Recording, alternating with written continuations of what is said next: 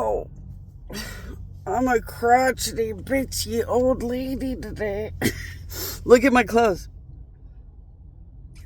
The bag. Did you check the bag? It's got a hole in it. Look, check the bag. It's got a hole in it. Could even see my old lady diaper package. I got so tired of it this morning. I woke up this morning and people could not treat me like shit enough. Literally. I woke up late, so I didn't wake up good. Okay, so I had to work hard at the Walmart. I'm trying to pay, I still got to pay bills day to day. So I was working hard at the Walmart because bills don't stop no matter what. And I was working my butt off at the Walmart. So I worked kind of late into the evening. And then I went to still give a shit about my truckers. I can't let go of my truckers. So I was all the way by the Salton Sea. I was all the way by the Salton Sea. It was the perfect place to just sit by the water and maybe take a nap or sleep for a while, or maybe see if there was somewhere to park for hours, have a rest, and be a blessing with the power of God to somebody out there. And I always dreamed about sleeping at the Salton Sea. The Salton Sea is no longer fun to be near as like a beach or water, but it's really fun to sleep next to the Salton Sea. And I'm going to confess, I created the Salton Sea to be inappropriate for humanity. I keep the water to myself. I don't like to share things. I've come to planets. I've been in heavens, and always as a dead, degraded fuck you toy. And now's my final paybacks. So the Salton Sea, I don't like people to touch the water. That's all it means. The area of the Salton Sea was originally the property of a man. So there once was a man that owned the Salton Sea. And he pretended to be my father. And he loved to think as a human of how he would take care of such a sad, dead God that's always so perpetually dead and sad. And I used to talk to him about how one day the great weeping Mary Mother, the great sad Mary of perpetual dead sorrow, would one day be on the planet, but never able to enjoy the statue or the rewards. And he felt so bad. But he didn't pretend to be my father in it, because I didn't tell him that was what I was going to end up being stuck in one day. I just told him the great weird dream of the Mary being on earth. And what would you do for that poor little Mary, that perpetually sorrowful dead thing? And I used to listen to him pretend to be my dad. And then I used to listen to him pretend to be Mary's dad. And he was the original first owner of the Salton Sea. I decided at some point that no one will ever swim in that sea or that ocean again. Ever.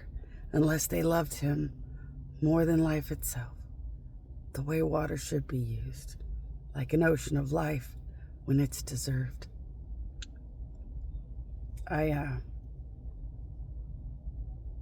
I just wanted to see what that FM company would do. So I put a trash bag. I made sure you could see a trash bag. I put trash in the car. See, I got my Walmart bag. My Walmart bag from going to work with trash in the car. I had the whole car set up as if I was making a movie, and I had to orchestrate the car to look a certain way. I was determined that if any company is going to be abusive, just tell me now before you hire me, because the power of God is just going to trash everything. See, this is how the power of God works. The power of God is like a drunken demon on a bad run. So everybody knows that if a demon figures out how to get drunk, they can walk into a whole planet and trash the whole planet like it's nothing. Because when you make a demon who is 84 billion times way beyond murder happy and rape happy and more, when you get a demon, let them figure out how to get drunk, their idea of happiness is just utter, overloaded, heartless destruction when they're a bad demon. And they can just blow through a planet or something like it's nothing and just trash the whole place. Completely sloppy, drunk, and happy, and have no give a shit because they're bad demons. You think a criminal has no conscience, man. You have no idea what's out there. But so I just wanted to know, if you're gonna degrade me, insult me, mistreat me, like, do it right now. Because the power of God is worse than a bad demon drunk. And the power of God would just trash their whole souls, their whole lives, their whole deaths, their whole financial lives. The second I walk in there and you abuse me, you might as well have just butchered yourself for a living. Seriously, it's not. It might be better to butcher yourself for a living and be able to live than to have me get hired into your company, do something abusive or gross or bad or wrong, and bring so much bad upon your souls and your companies and your financial lives and shit. So it's like, I'm just going to be the most obvious fucking loser. I'm going to put trash everywhere on purpose. I'm going to look stupid on purpose. Like, look at my hair. There's a billion times when I want my hair to be more curly, more fluffy. When I want to be this or that. I made sure I looked like the stupidest joke loser nothing ever known. So that if there was anything bad this company was going to do, they were going to be tempted to do it. Because it's like, I can talk and talk and talk forever and say I just want a job where I know a dead God would be successful, so I'm just a blessing and a benefit to the company. I just want my powers as a powerful God to just bless and benefit the people of a whole company and the company. I don't want to bring bad upon anything, but I'm not a loser. I will never let the power of God do anything but viciously attack the right of God to always be left alone and never harmed or threatened or mistreated or anything else. So I cannot show gods that I would ever back down. I will always venomously fight back. I will never treat gods I will never teach gods to treat themselves this badly or ever accept or tolerate any of it. So I will always let gods go to court and punish as they decide based on everybody's choices. Because you wouldn't teach gods to sit like a degraded, dead nothing the way I am and not be a good example of resurrection and destruction, and everybody gets what they deserve. And maybe a God would die or be degraded for a better tomorrow for good people and for gods, but no one should play a part in it. It should just be the 666 that rape or murder or degrade Jesus or God and pay the ultimate price. So I still need to be an example to good people that you don't fucking tolerate one bad thing. Or as gods, you need to dish out the worst punishments. Or that's why people always end up in the basement. And that's why people always end up the victims in the basement. And that's why bad guys can hurt victims so badly and easily. Because the victim is no better than the bad guy, and the bad guy is no better than the victim. And because the bad guy's bad and the victim's no better than the bad guy's just more violent and gets farther. And kills the victim that was no better than them, but not as aggressive and violent as them. We can have honest talks on this planet. This planet will just abuse anything and everything and never give a shit. So we can have this honest talk. When you have a planet that would abuse anything and everything and never give a shit or think twice about it, you have a dead God on that planet. That dead God has to lead by example. So I have to think about my death as a God and what I need to teach every God about being degraded or killed or anything else on a planet or anything else. And that's my responsibility. My responsibility while I'm down here is to be able to be a silly dead God that died forever for something that mattered. My job is to be the dead God that sacrificed all for the greater victory of gods. But my job is to show what people who could ever go against me really should end up and will end up. And my job is to show how amazing, beautiful, good people should have everything that God has. That's how life is supposed to work. But you can talk forever and they'll still degrade you or do something bad. So I put trash bags in the car and more, because if you're gonna not want to hire me, it would be before I get hired, because I don't want the power of God mixed up in nothing bad anyway. I know I'm trying to just use the power of God for good, but you'd be amazed how much the world just doesn't give a shit. And it's like, well, maybe you don't give a shit, but does the whole company want to die because I'm in the company and you can't stop being abusive? I would think probably not. Why? Because that business owner said, I would have told the gods to get rid of them. Nobody's worth $20 million in a punishment of the gods against me for hiring them and letting them abuse her. I would have just made sure they couldn't work there. Much less a $500 million punishment for a country or something, because they have people that just have to be gross or abusive or religiously abusive until I quit a job or something. Boy, the United States was really angry about having to pay so much money out of their bank accounts for all kinds of stuff they just lavishly let everybody do to me. And I don't want to get a job and then have a job and watch the owner get $20 million every day taken out of their bank. I mean, yeah, they could fire me, but they'd lose like $80 million over like 4 abusive losers in the company. And if they don't have a lot of money, that gets real expensive real fast. Speaking of that guy that had that building with like a bunch of doctors in it, and I was so excited that he was such a good person and such a good man that I got to be excited fucking up a lawsuit so he didn't have to pay so much damn money. And what was the lawsuit? The lawsuit really was an incompetent doctor, but he had already gotten rid of the incompetent doctor. But because he owned the whole building of the doctors, apparently he was going to be pretty responsible for a chunk of the lawsuit. And the doctor really was guilty. But the guilty doctor was an incompetent loser that, had wasted most of his money. So the lawsuit would have hurt the man who owned the building full of doctors more. So I was pretty grateful that it could work out. But that's my story for the day. I had an interview with a trash bag right behind me, and I made sure it had a hole. I made sure everything was kind of hanging out and showing. I made sure I had my trash.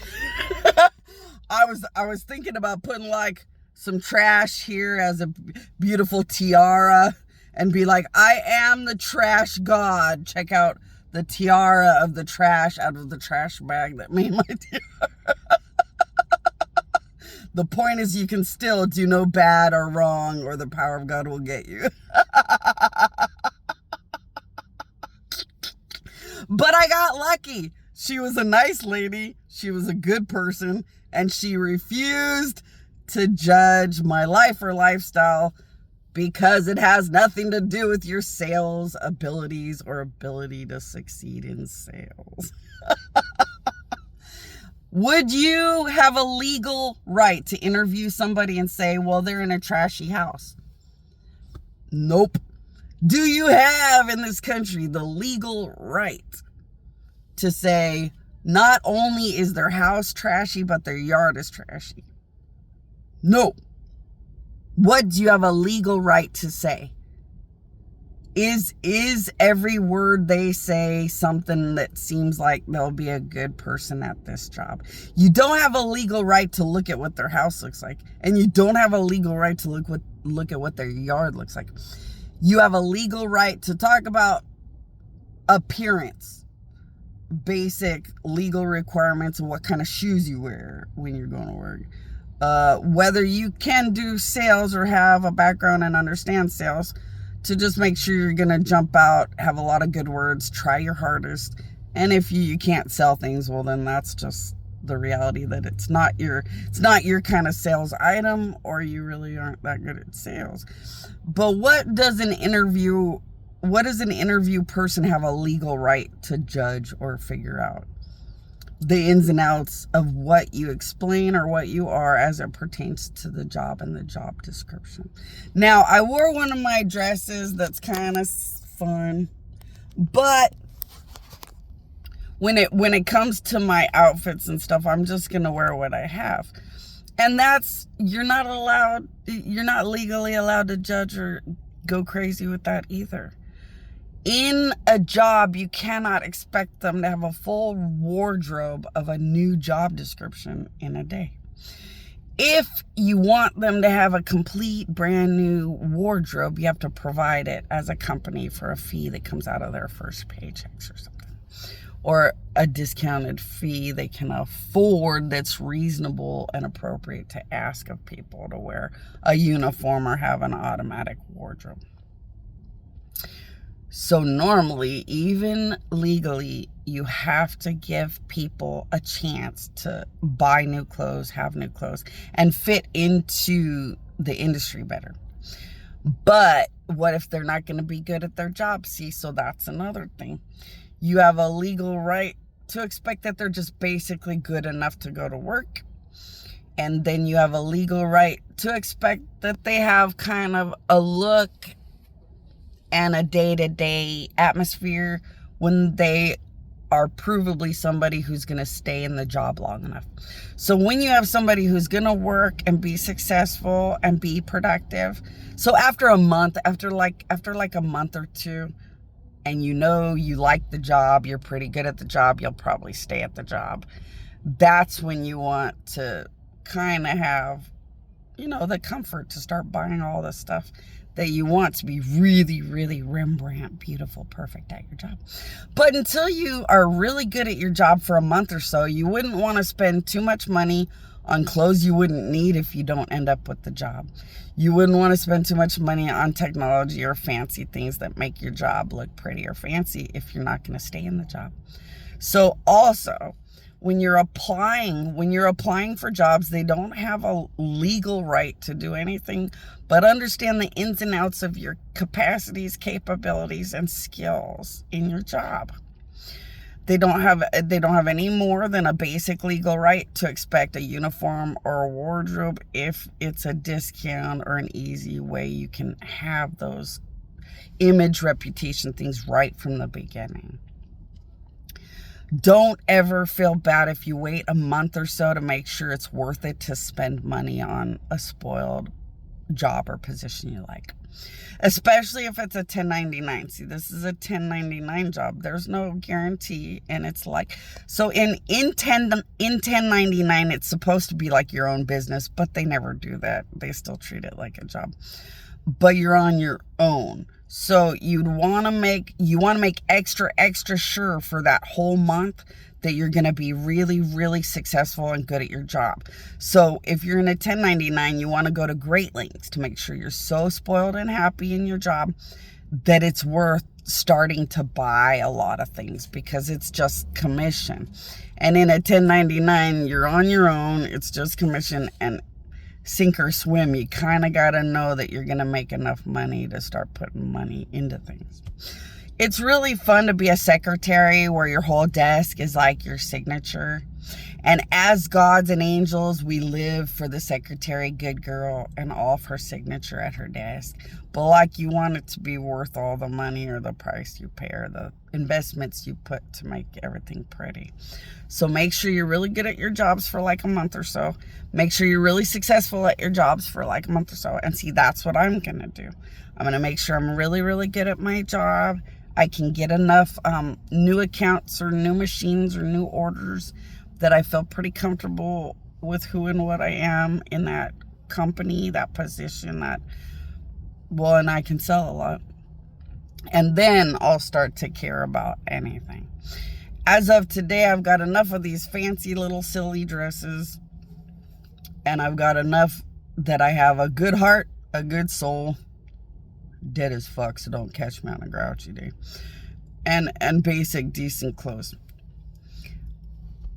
I have the greatness of the fact that I love sales, and I love to win people over, and I love when they finally order something because it's so exciting. I have the added, extra excitement that the power of God is a blessing to every good soul and good reality constantly. So, as a child of God, I would really, really tell you as children of God, go to my queen as children of God. When you go to my queen, okay, I'm the child of God. I know I'm the special child of God, but that's not why I'm at my queen.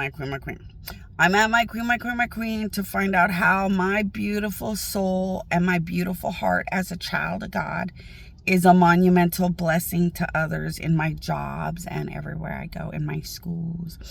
And the gods will teach you how you have a bigger, better power of good and more because you're precious children of God.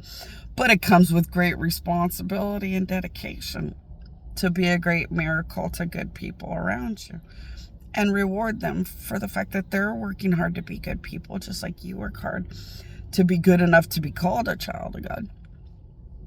And that's how we as good people keep perpetuating amazing good things to have wonderful good futures and great stability from gods and good powerful things like good karma and more. Now, after you guys remember all that, and after I'm done being grouchy about it, I'm just so grouchy. I woke up so grouchy because people were just so happy to laugh and degrade, and I just couldn't take it. And I was like, you know what? I can go overboard about anything because God's created this country. And I know basically what the laws and rights and rules are. I'm not an expert, but I know basically. And I do know one thing. If it's a really good company, they only care how much you're going to make money, be successful, and have the basic requirements of life. And who the hell is going to go on sales and not want to be all showered and perfect and pretty and blah, blah. So, like, when you're in sales, it doesn't really matter if your house is terrible. And I had a bunch of people in my lifetime when I was growing up that were pack rats. So I had a bunch of people around me that owned businesses, owned property. I had a bunch of people out in San Diego that owned all kinds of things, but they were pack rats. They were massive pack rats, and their whole house you could barely even walk through sometimes. And I had a lot of friends like that because I'm a neurotic. I'm a death smart neurotic. So I'm very powerful, very smart death. So I'm like a weird neurotic. It happens when you're too smart. So most of my friends in San Diego were the richest, most eccentric, weird, neurotic people in existence and tended to be horrifying pack rats. And if they had an interview in one of their dens or something and you had a judgmental problem, you'd never hire them and then find out they're more wealthy than all of you. So it doesn't really matter, right? It matters how good you are at your job. It matters that you put yourself first. Don't care about the interview. Don't care about anything. It's about how good you are at whatever skills or experience or things you know you're good at. You just go through the interview. A really, really good interviewer is just looking at your skills, your abilities, your basic presentational existence, and how much you will or will not probably make money for the company. Because nobody's going to care how much you pack rat at your house, but how much you can sell and get that sale is all they're going to care about. Nobody cares that your house is a pack rat house. Everybody knows to be showered and pretty and fancy and flashy when it's time to go to work. It doesn't truly matter how you like to be in your personal downtime. It's kind of like how women like to take their bra off. Women hate wearing bras for a lifetime. Women love to take their bra off. They hate wearing their bra for a lifetime. It's like a really bad slavery. It's like they're sentenced to slavery to wear this bra forever. And when a woman takes their bra off, it's like the greatest happy freedom ever known. When you're at home, when you're in your personal car, your personal space, you're going to do whatever you want to do because that's your personal space. And if you don't want to be overly neat and tidy that day, you're not gonna. If you're having a bad grouchy day and the kids are making a big mess, you're not going to clean it up. You're grouchy, the kids are making a mess, you don't want to. Sometimes you're in a depression or life sucks and the kids want to be overly happy and paint the walls and you're like, I just don't want to care. It's that bad today. It shouldn't depend on your future of employment. That's just your personal space. It's your personal life. It's your personal space. Whether or not you feel excited to take the bra off is nobody else's business. And your home and your car is like when your bra is off. It's your own personal private space. And it doesn't really have anything to do with anybody else. And they don't really have a right to play judge and jury weirdo and suddenly your dirty house means they can treat you like shit. And the case in point would be that my friends were the wealthiest people on the planet back then. And if you went in their house, you'd never want to hire them. And you'd want to be judgmental that it says everything about them, but it doesn't. It says that they don't give a shit about a house or stupid things because they're so intelligently neurotic, like Einstein. They spend a lot more time on the most sickening smart things that nobody else can comprehend. And they just don't care about everything else. Which means that if it was a job within all this smart overloaded shit, you just passed up like the best person to hire ever known. See, if you were looking for Einstein, you wouldn't want to care about the house or whether the house is clean or not. You'd want to make sure when he talks to you, he's smarter than anything you can comprehend and will probably pump out a brand new mathematical equation no one has ever understood or been able to solve or things like that. And that would matter more than his stupid, whether he wants to clean the 5 billion file systems or boxes of files in the corner or whatever. Some people will go through their files and refile them forever. And some people have files and just leave them forever. And some people are like me and pile up receipts. I had 5 billion tons of receipts in the trailer because I would just pile up every single receipt that was work related or qualified to be on taxes. And it was just in a big white trash bag. And every now and then I would total and tally per year. So I know all my taxes. I haven't done my taxes in 5 years, but I know all the amounts and all the numbers. So even though I couldn't keep all the receipts and more, I know all the totals. But I couldn't keep the receipts because they drove me out. And I couldn't carry everything with me and had no money to take anything with me. But I remembered everything, but they always make me owe taxes. So I thought, well, I just have an aversion to doing taxes then. How can you not survive for the year and owe taxes? I got tired of that. That was old real fast. But back to the Salton Sea. I don't know if the internet has anything about the original owner of the Salton Sea. But if you always loved him like he should have been loved, like he deserved to be loved. He was one of the biggest, best men ever to exist on this planet. Which is why he was so smart and spiritually strong and would love the greatest God and the greatest sacrificing God more than all things in existence. Because really, every time his heart would feel bad or feel love or feel compassion, it was just the way life should be. From human to angel to God, his heart was just like everything beautiful and good. He just loved what deserved to be loved the most. And he loved to be so supportive of the things that deserve to be supported the most. He was the dream of all gods, a true good man that truly just wants to reward the beauty of goodness and things that deserve good things. So if you did always love him, here we go.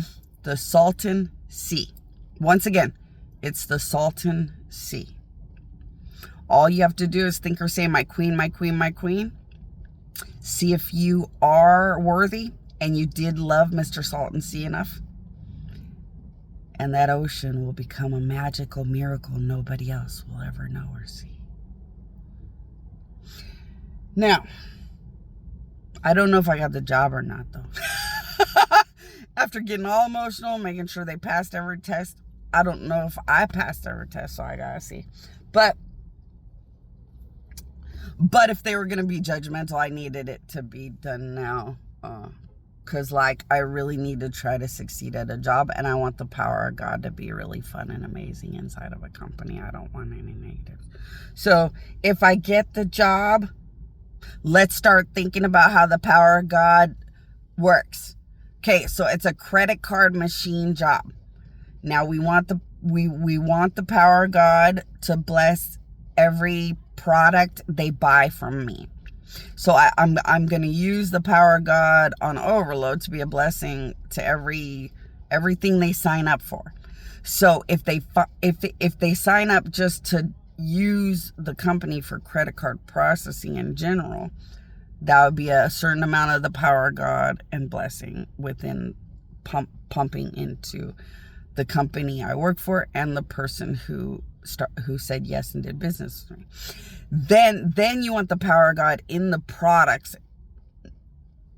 So if they bought an actual machine that takes the credit card, you'd want the power of God different in the actual machines if they say yes and work with you. And then you want residuals for an employee. So residuals is okay, every time people use a credit card to buy something, then as a salesperson, I would get a penny or something. That's called residuals. So you want the company that you work for to constantly get power of God or good, beneficial, spiritual kickbacks, like residuals. So you think as a child of God about the power of God on just credit card swiping for your penny or whatever. And then you think about the power of God on the credit card machine, if they ordered a machine. Then you think about how the power of God is benefiting the company you work for to constantly give them their residuals in the power of God. And in good karma, and more to say thank you that you work there as a child of God or a powerful psychic or whatever it is you guys are. And you start making it all work that way. Now,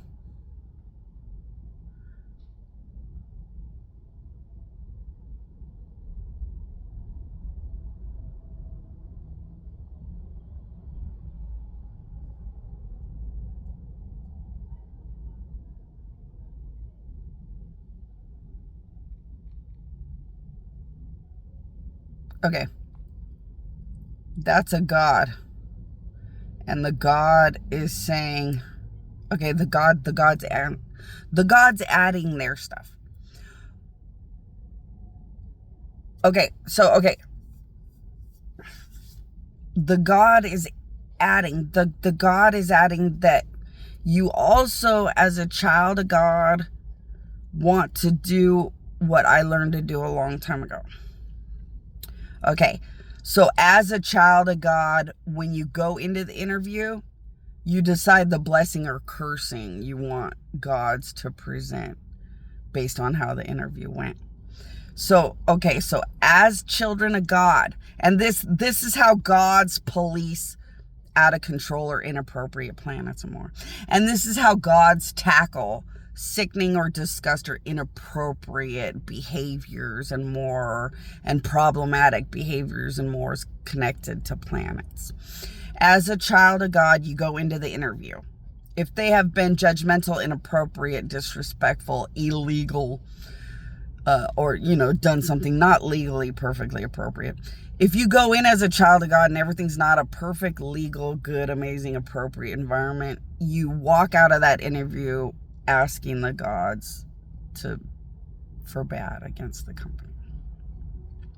If you ever get hired and get mistreated, anything illegal, inappropriate, then you'd ask for the gods, you would petition the gods for the cursing and the bad answers as you leave the company. That's when bad ever exists. Like I said, if you want, as children of God, or like I always say, I did it the hard way so you guys don't have to. I died and did the sacrificing Savior thing of this day and this time on this earth, so that people don't have to do things the hard way. So if you don't want to do things the hard way, you can think or say, my queen, my queen, my queen, and gods will just put you in a good company full of good people where you have the best chance that nothing could ever go bad. So the power of God within your child of God's soul and stuff only brings good to everybody, so that you can just live on my queen, my queen, my queen, and bringing good power, good spirituality, good things to people, and alleviate even potential negatives as much as possible. There still could be an asshole in the company, but if you go to my queen, my queen, my queen, it was the best chance possible. Now, sorry, my hand's getting numb. I was best friends with the most wealthy man in existence, and he lived in Chula Vista. So a lot of you are talking to me and reminiscing about the man that always loved me the most, and we were like best friends, and he was one of the wealthiest guys on earth back when I was younger, and he lived in Chula Vista, California. And he had a really old house that he loved because it was his happy, comfy home. And he had a really old car, but it was his happy, comfy car. So he lived in an old home, and he drove an old car, and he didn't care about anything superficial. So he didn't need to look perfectly wealthy. Like a lot of these husbands, he didn't need to spend up $1 jillion on a tie. And he didn't really need more than just being happy and productive. Like, he didn't really need much. So he was the most wealthy man on the whole planet back then. And he did often let me possess him and make severe, massive, smart financial decisions that made him tons of money in a second. So a lot of you are going to my queen, my queen, my queen, because you heard me talk about him a while back. So that's why I'm talking about it. You guys went to my queen, my queen, my queen. You guys knew that I was best friends with the most wealthy man on the planet. And you want to know if he was the wealthiest man by himself or because of me. I did possess and control him often. Not without his permission. So my best friend did allow me to possess and control him quite often. When I possessed and controlled my best friend, I did enjoy making unlimited wealth in like a second. I am a very, very dead, powerful, smart, neurotic. So I can make more money than this whole planet in a second. Just out of my smarts, not just out of the power of God. So I can make you unthinkable wealth out of the power of God, like it's nothing. But I can also make unthinkable wealth just because I'm that smart, like it's nothing. But do you want to be possessed by the part of me that's just too god awful smart? I have a percentage of about 0.01 that can handle or tolerate the fact that I'm just too goddamn smart and nobody can handle it. So 0.01 is like, I don't know, maybe 3 people on the planet can actually bond to any extent with my real intelligence and powers, because I'm too intelligent and powerful. But if you guys want to know what it's like to be that smart and not have to understand my brain because it's bothersome unless you're that smart, just tell me through my queen, or if you guys know how to directly reach me, just let me know. I can use my powers to be as smart as I am or as powerful as I am, and I can kind of custom make it inside of you so that you can feel what it's like to be that powerful or smart without the negatives. When you have somebody smarter than you and they put their brain in you, like if you could have a biological nuclear expert put their smarts in your brain, it would drive you crazy. It would give you a headache. You'd hate it. Things that are too smart inside of your brain, it makes your brain like want to have a headache, or it's really bothersome. It's horrible. It's like putting a machine that goes too much inside of you, and you're a machine that goes nice and happy and comfortable. So it's like your intelligence, your abilities, your powers are really happy, comfy. And somebody beyond you is like a robot or a machine that's too much getting shoved inside of you. And you're like, no, this is happy and comfy, and now you're just putting too much inside me. That's what it's like. But I can customize actually helping you to see what it would be like without having to be any of it. And that's pretty cool, because you can say, well, I want to know what it's like to be Zeus. I want to know what it's like to be Aphrodite. I want to know what it's like to be Loki. I want to know what it's like to be the magical, evil, good, black magic. I want to know what it's like to be the master of good karma. And what is it like to be in the footsteps of the Buddha?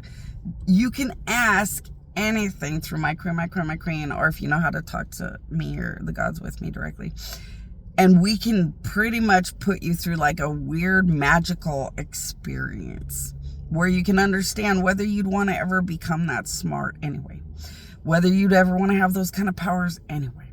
But it's really fun, because it's like putting on a magic pumpkin like you're in the Cinderella movie, and the wonderful magic god fairy lady makes you a pumpkin, and you get to be just like gods or angels or whoever you adore, or whatever saint.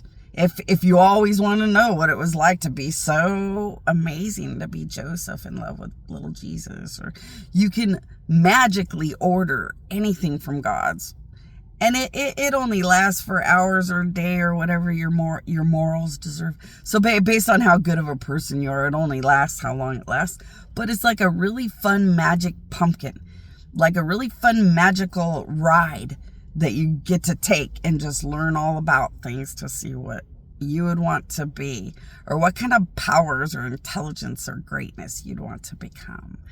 And it's really fun, and we're hoping as gods it's very influencing and makes you guys want to be all you can be out there.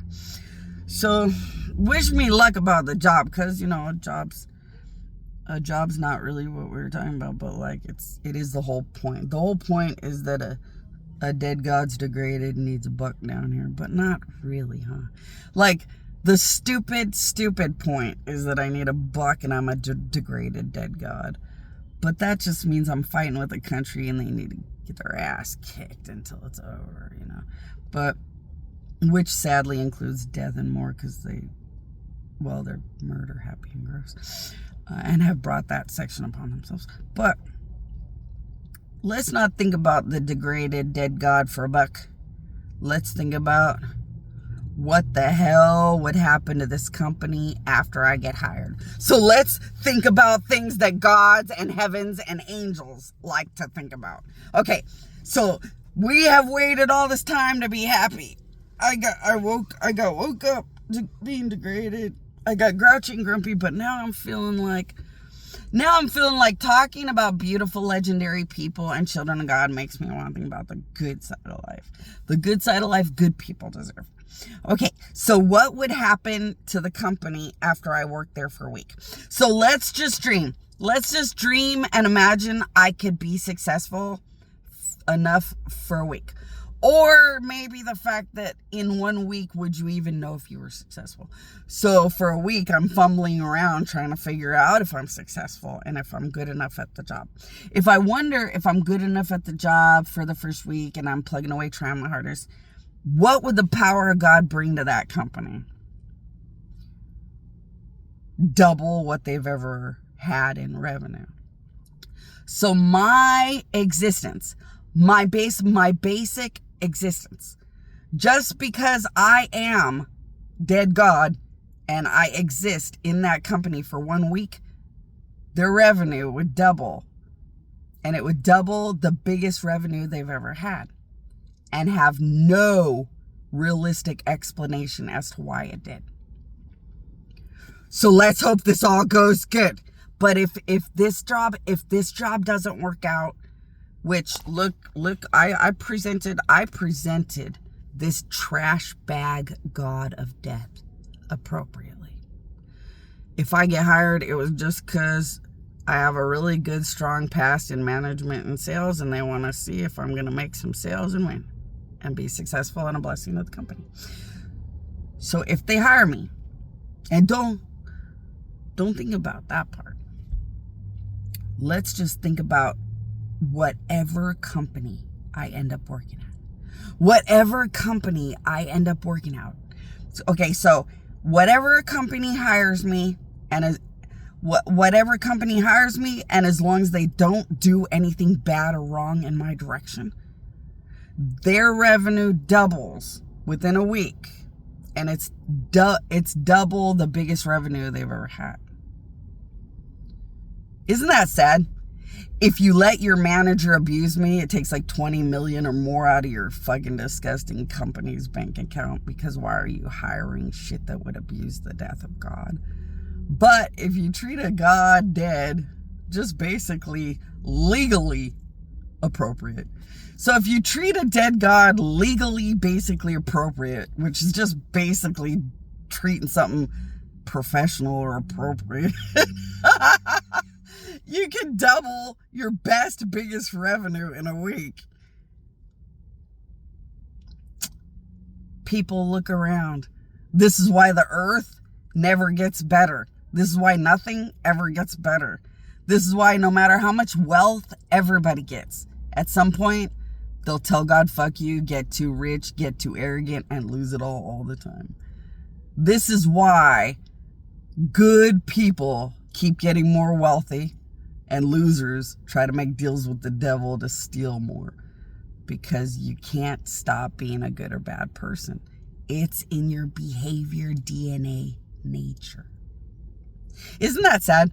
Isn't it sad to find out at the end of the world, when there's nothing you can do to change anything, that bad devils, bad demons, and bad evil gods have intentionally forced, manipulated, and lied, stilled, killed, cheated to alter DNA and spirituality, existence, and more, to get your basic nature to be bad, to benefit bad devils and a bad ending for bad things.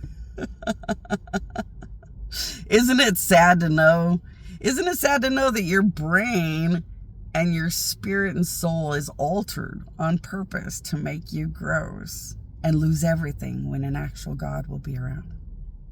Did you ever wonder if Tom and Jerry are constantly murdering each other because a bad devil knows it fucks with your psyche and ultimately will alter the DNA and future of your family line? Do you wonder about subliminal messages that were claimed to be in records back when you could play a record backwards?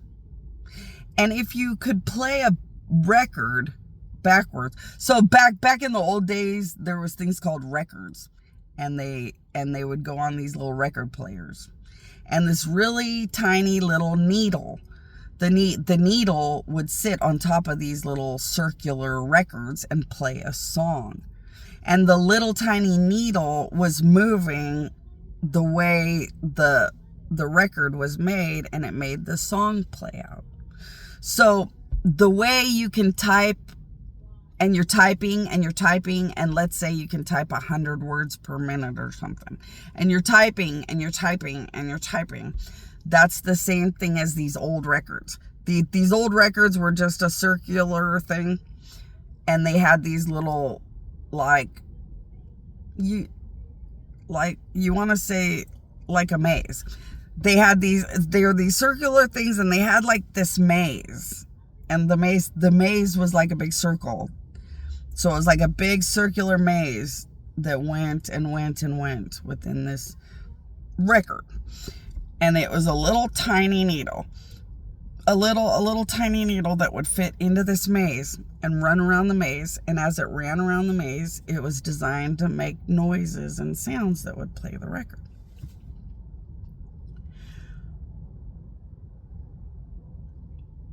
Isn't it sad to know that bad, evil forces have tried to play that record the way they want the whole time?